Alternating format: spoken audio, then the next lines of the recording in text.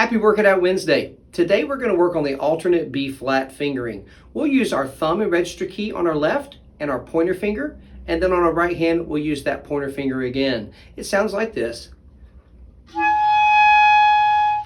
In order for that fingering to work, you've got to check your bridge key. There can be no space between this portion and this portion of your bridge key. You can line it up like this and push this key down slightly to see if there's any gap.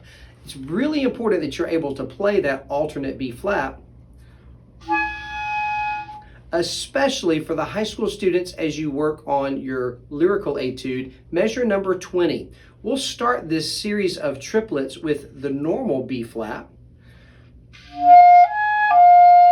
but then from there, the next 3 B flats will have to use this alternate 1 and 1 B flat in order to play this passage smoothly.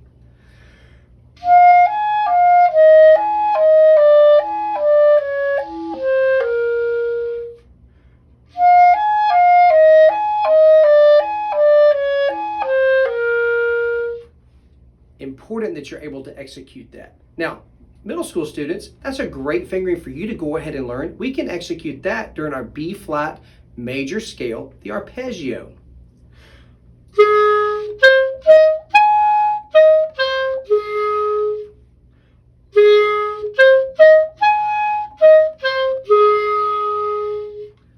Good practice for you too. Let's work on that technique this week.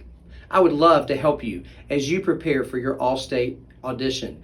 Use the link below to access our All-State courses. We have one for high school and for middle school. And during the month of September, you can use the code KICKSTART to save $15.